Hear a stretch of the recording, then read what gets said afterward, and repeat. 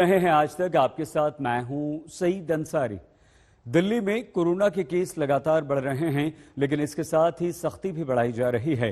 दिल्ली में 2 दिनों का वीकेंड कर्फ्यू चल रहा है तो सड़कों पर बाजारों में सन्नाटा पसरा पड़ा है। हमारे संवाददाता बता रहे हैं दिल्ली का हाल।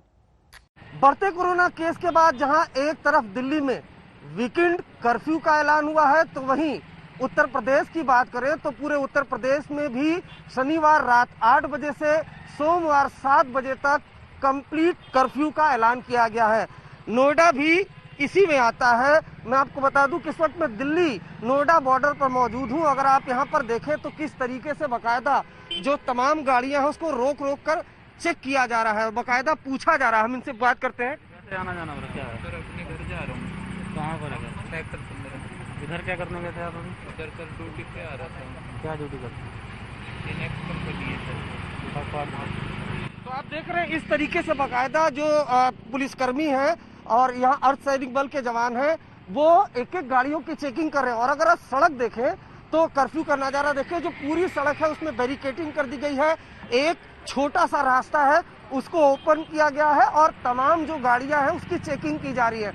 ये दिल्ली और नोएडा का बॉर्डर है। नोएडा की बात करें तो पिछले 24 घंटे में 402 केस आए हैं, जबकि दिल्ली में रिकॉर्ड तोड़ 24,000 कोरोना पॉजिटिव केस सामने आए हैं। इसके बाद से ही अगर बात की जाए नोएडा की तो 35 घंटे का कर्फ्यू का ऐलान किया गया है, जो शनिवार रात 8 बजे से चालू हुआ है।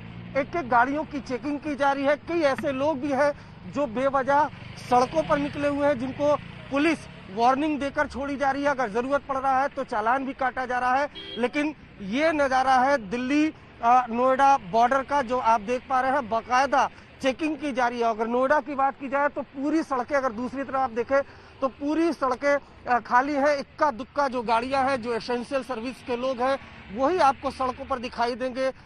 अदरवाइज अगर बात की जाए तो पूरे नोएडा की सड़कों पर सन्नाटा पसरा हुआ है। जगह जगह पुलिस दिखाई दे रही है जो चेकिंग अभियान चला रही है। कैमरामैन नासिर के साथ अरविंद ओझा, दिल्ली नोएडा बॉर्डर, आज तक। दिल्ली में कोरोना के दौरान कर्फ्यू लगाया गया वीकेंड जिसमें सख्ती है, तो मुंबई का हाल भी बहुत बुरा है। महाराष्ट्र में अगर सबसे ज्यादा केसेस कहीं आ रहे हैं तो मुंबई में भी वीकेंड कर्फ्यू लगा हुआ है और वहां भी सन्नाटा चारों तरफ पसरा पड़ा है। महाराष्ट्र में शनिवार के दिन कोरोना केसेस ने एक नया रिकॉर्ड कायम किया है। 67,000 केसेस एक दिन में महाराष्ट्र में पाए गए, जो कि अब तक के हाईएस्ट केसेस है। उसके साथ साथ एक दिन में 419 लोगों ने अपनी जान गंवाई। मुंबई में 8,800 का ये आंकड़ा है, लेकिन जो डेथ रेट है वो बढ़ रहा है। 51 डेथ्स कोविड की रिपोर्ट की गई सैटरडे के दिन। उसके साथ ही साथ रेमडेसिविर को लेकर एक पॉलिटिकल वॉर ऑफ वर्ड्स छिड़ गया है सेंटर और स्टेट के बीच। स्टेट कोशिश कर रहा है कि किसी न किसी तरीके से सारे सप्लाईज को हासिल किया जाए। कल मुंबई में कई पेशेंट्स को ऑक्सीजन की कमी की वजह से अलग अलग हॉस्पिटल्स में शिफ्ट करना पड़ा, क्योंकि एक जो ऑक्सीजन सप्लाई सेंटर था वो मुंबई में खराब हो गया था। कैमरा पर्सन मंगेश आम्बरे के साथ मुस्तफा शेख, मुंबई, आज तक। गुजरात के सूरत शहर में लोगों के लिए सांस लेना मुश्किल हो रही है। सांस का संग्राम चल रहा है।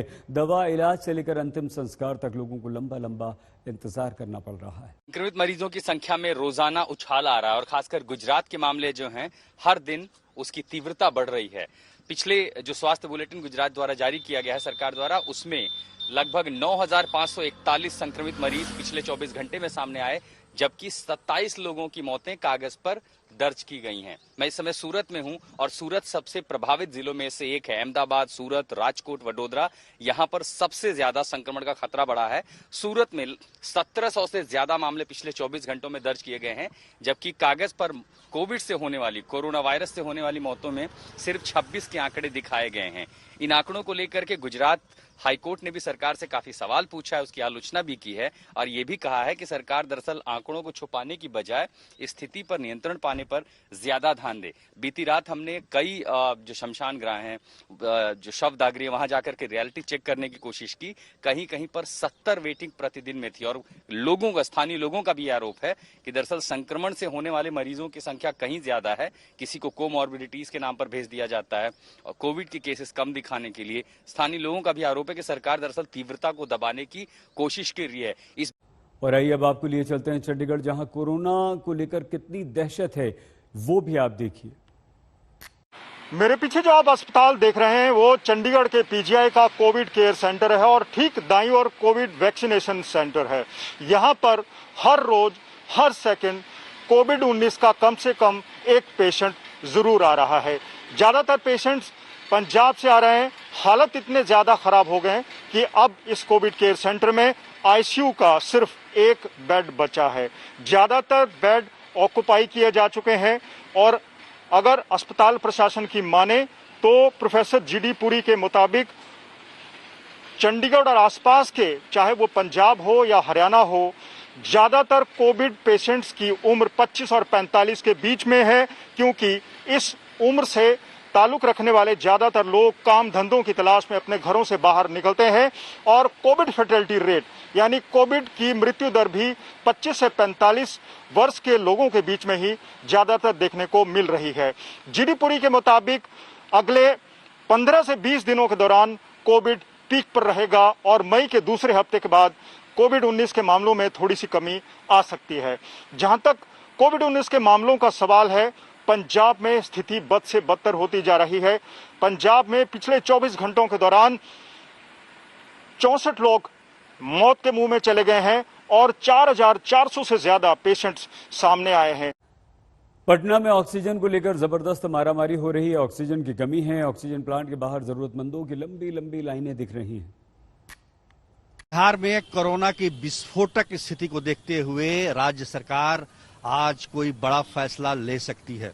कल ही सर्वदलीय बैठक बुलाकर सरकार ने सभी विपक्षी दलों से अपनी राय जानी और आज प्रशासन की तरफ से जिला प्रशासन जितने भी हैं बिहार के जिले, डीएम, एसपी सबसे बैठक करने के बाद बिहार के मुख्यमंत्री ने कहा है कि वो कोई बड़ा निर्णय लेंगे। ये निर्णय क्या होगा, ये सबसे बड़ी बात है, क्योंकि कहा जा रहा है कि या तो वीकेंड कर्फ्यू यहाँ भी लगाया जाएगा या फिर नाइट कर्फ्यू की बात होगी।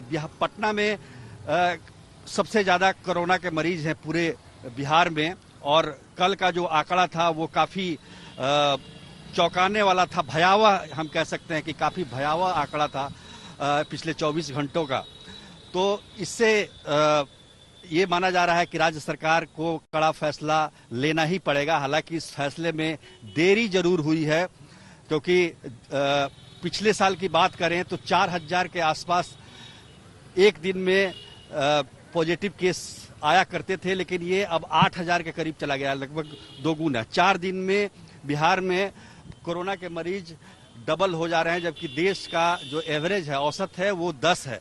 तो इसी से अंदाजा लगाया जा सकता है कि बिहार की स्थिति कितनी खतरनाक है। सारे हॉस्पिटल फुल हैं, किसी भी बेड खाली नहीं है, ऑक्सीजन की कमी है, इंजेक्शन की कमी है, दवाओं की कमी है। ये तमाम चीजें हैं जो कि एक भयावह तस्वीर पेश हो रहा है बिहार का। पूरे देश में अस्पताल भर रहे हैं मरीजों से। कोरोना कहर ढा रहा है। राजस्थान में भी कोरोना से त्राहिमाम है। जयपुर की स्थिति बता रहे हैं शरद कुमार। राजस्थान में कोरोना के विस्फोट को देखते हुए राज्य सरकार ने 2 दिनों का लॉकडाउन किया था, लेकिन ऐसा कहा जा रहा है कि मुख्यमंत्री अशोक गहलोत ने आज बड़ी बैठक बुलाई है, जिसमें हो सकता है कि फैसला लिया जाए कि इस लॉकडाउन को आगे बढ़ाया जाए, क्योंकि जिस तरह से कोरोना विस्फोट हुआ है, निश्चित रूप से सरकार सख्ते में है। 9,000 से ज्यादा एक्टिव मरीज एक दिन में सामने आ रहे हैं। पूरे राज्य में अब तक 60,000 से ज्यादा कोरोना के एक्टिव मरीज हो चुके हैं। मौतों का आंकड़ा जो है लगातार बढ़ रहा है। 37 मौतें हुई हैं कल एक दिन में। हालांकि जिस तरह से अलग अलग आंकड़े आ रहे हैं उसमें तो बहुत ज्यादा मौतें हैं, लेकिन सरकारी आंकड़ों के अनुसार 37 मौतें हुई हैं। अंदाजा लगा सकते हैं किस तरह के हालात हैं। इस तरह से यहाँ पर पुलिस वाले सड़क पर आपको दिख जाएंगे, जो लगातार लोगों को समझा रहे हैं कि बेवजह घर ना निकलें। लेकिन पुलिस वालों का कहना है कि इसमें 60% जो लोग हैं वो अस्पताल जाने के लिए निकल रहे हैं। इस तरह के हालात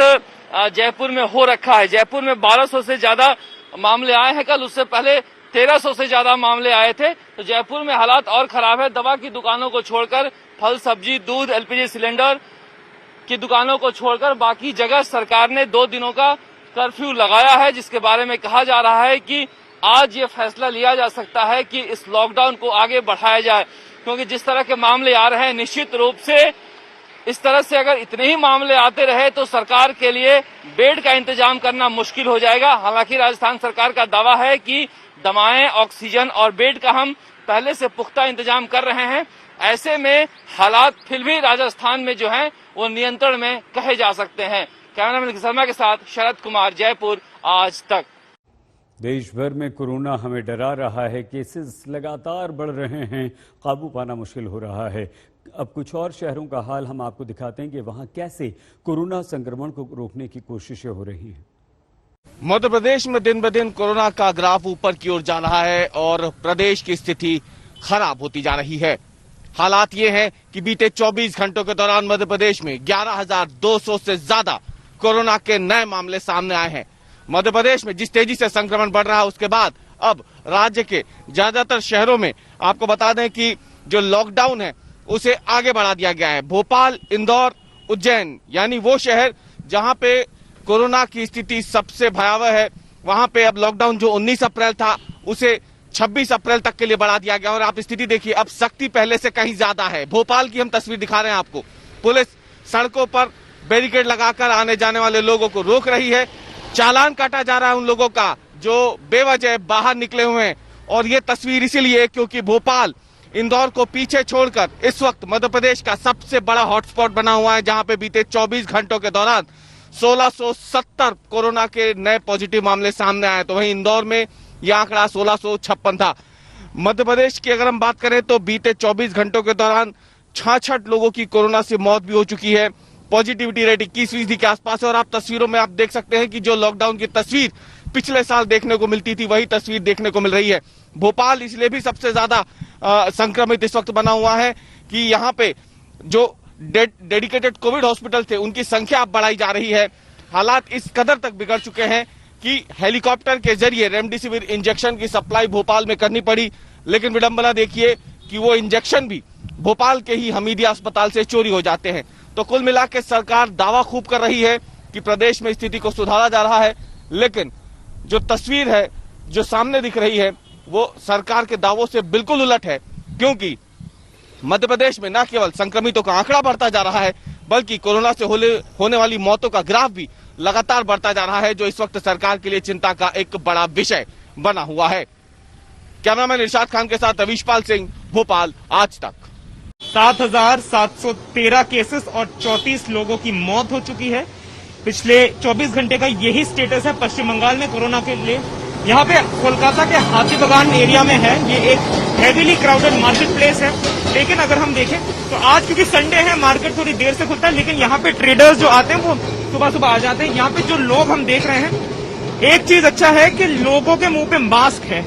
शायद वो ट्रेडर हो या फिर जनरली लोग जब यहाँ पे घूम रहे हैं, हर किसी के मुंह पे मास्क देखा जा सकता है। ये कहना सही होना चाहिए क्योंकि ज्यादा से ज्यादा जो लोग हैं यहाँ पे मास्क पहन के वो लोग घूम रहे हैं। हालांकि कुछ लोग हैं जिन्होंने मास्क नहीं यहाँ पे पहना है, लेकिन आधे से ज्यादा लोग मास्क पहन के घूम रहे हैं।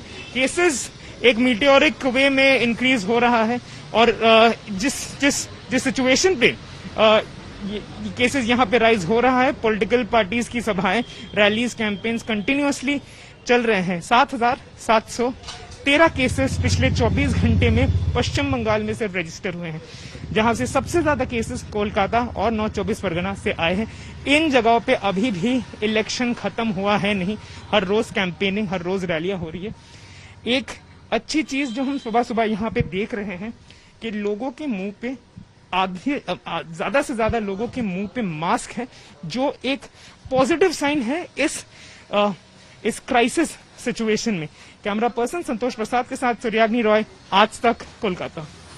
और आइए अब आपको लिए चलते हैं चंडीगढ़, जहां कोरोना को लेकर कितनी दहशत है वो भी आप देखिए।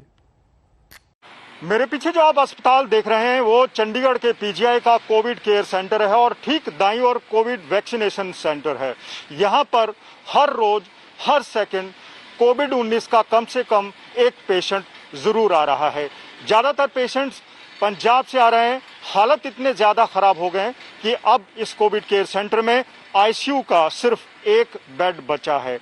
ज्यादातर बेड ऑक्युपाई किए जा चुके हैं और अगर अस्पताल प्रशासन की माने तो प्रोफेसर जीडी पुरी के मुताबिक चंडीगढ़ और आसपास के, चाहे वो पंजाब हो या हरियाणा हो, ज्यादातर कोविड पेशेंट्स की उम्र 25 और 45 के बीच में है, क्योंकि इस उम्र से ताल्लुक रखने वाले ज्यादातर लोग काम धंधों की तलाश में अपने घरों से बाहर निकलते हैं और कोविड फैटेलिटी रेट यानी कोविड की मृत्यु दर भी 25 से 45 वर्ष के लोगों के बीच में ही ज्यादातर देखने को मिल रही है। जीडी पुरी के मुताबिक अगले 15 से 20 दिनों के दौरान कोविड पीक पर रहेगा और मई के दूसरे हफ्ते के बाद कोविड-19 के मामलों में थोड़ी सी कमी आ सकती है। जहां तक कोविड-19 के मामलों का सवाल है, पंजाब में स्थिति बद से बदतर होती जा रही है। पंजाब में पिछले 24 घंटों के दौरान 64 लोग मौत के मुंह में चले गए हैं और 4,400 से ज्यादा पेशेंट्स सामने आए हैं।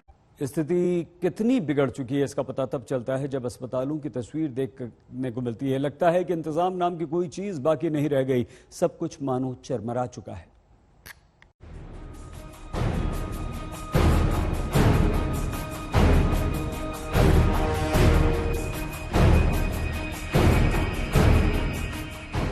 चौबीस घंटे में देश भर में 2,61,500 मरीज। 24 घंटे में देश भर में 1,500 मौत। देश भर में कोरोना के 18 लाख से ज्यादा सक्रिय मरीज। इन आंकड़ों का मतलब अगर आपको न समझ में आए तो सीधे सीधे इन तस्वीरों को देख लीजिए और समझ जाइए। अस्पताल भर चुके हैं, गंभीर मरीजों को भी जगह नहीं मिल रही है। जो मरीज भर्ती हैं उनके लिए इंतजाम नाकाफी है। ऑक्सीजन नहीं मिल रही है, वेंटिलेटर नहीं मिल रहे हैं, बिना इलाज के लोग दम तोड़ रहे हैं। लेकिन बर्बादी की यह कहानी मौत के बाद भी खत्म नहीं हो रही, क्योंकि अंतिम संस्कार के लिए शमशान में भी वेटिंग है। ऐसी विकट परिस्थितियां पहले कभी किसी ने नहीं देखी थी और न ही सुनी थी। सारा सिस्टम चरमरा चुका है। जिंदगी और मौत तो पहले भी ऊपर वाले के हाथ में थी, अब कोई इसमें दखल देने की कोशिश भी नहीं कर रहा। दिल्ली के एलएनजेपी अस्पताल में शनिवार देर रात का हाल देख लीजिए। सड़कों पर सायरन की ये आवाज साफ तौर पर यह बयां कर रही है कि दिल्ली की स्थिति लगातार कोरोना को लेकर के भयावह होती जा रही है। दिल्ली का कोरोना का सबसे बड़ा अस्पताल लोकनायक जयप्रकाश अस्पताल के बाहर है। हम आपको तस्वीरें दिखाना चाहेंगे कि लाइन से लगातार एक के बाद एक जो एम्बुलेंस है उसमें मरीजों को यहाँ पर इंतजार कर रहे हैं अस्पताल में एडमिशन के लिए, लेकिन एडमिशन जो है वो लोगों को नहीं मिल पा रहा है। परिवार वाले यहाँ पर है। कितनी देर से, कहाँ से आप आए? गाजियाबाद से। क्या कह रहे हैं? 5 घंटे हो गए जी। अभी देखेंगे अंदर है। क्या कह रहे हैं? अभी देखेंगे। मेरा पेशेंट अब तो अंदर ही है। मेरी भाभी है, प्रेग्नेंट है, 9 मंथ पूरे हो चुके हैं, डिलीवरी केस है मेरा, तो उनको देखने वाला कोई नहीं अंदर भाई जी। हाथ से पसलते हालात को देखते हुए कल रात ही प्रधानमंत्री ने समीक्षा बैठक की। इंतजाम सुधारने के लिए पूरी ताकत झोंक देने की अपील की, लेकिन जमीनी हकीकत प्रधानमंत्री की अपील और नसीहत के उलट दिखाई दे रही है। कल ही केंद्र सरकार ने जीवन रक्षक रेमडेसिविर इंजेक्शन के दामों में कटौती का ऐलान किया ताकि जरूरतमंदों को दवा मिल सके। ठीक उसी वक्त गुरुग्राम में करीब 2,500 से ज्यादा इंजेक्शन की 25,000 रुपए में कालाबाजारी हुई। हॉस्पिटल सप्लाई का है, वो भी गवर्नमेंट हॉस्पिटल सप्लाई का। तो मैटर ऑफ इन्वेस्टिगेशन ये है कि गवर्नमेंट सप्लाई का इंजेक्शन बाहर आया कैसे, और इसी तरीके के लोग हैं जो कालाबाजारी कर रहे हैं, और विभाग इसके मामले के ऊपर अपनी नजर बनाए हुए और सतर्कता से काम कर रहा है। महामारी का कहर पूरी दुनिया और पूरे देश में ही है, लेकिन भारत में 5 राज्यों की स्थिति सबसे खराब है। महाराष्ट्र में 24 घंटे में 67,123 मरीज दर्ज किए गए। उत्तर प्रदेश में 27,334 मामले सामने आए। दिल्ली में 24,375 मरीज, कर्नाटक में 17,489 मरीज और छत्तीसगढ़ में 16,083 मामले दर्ज किए गए।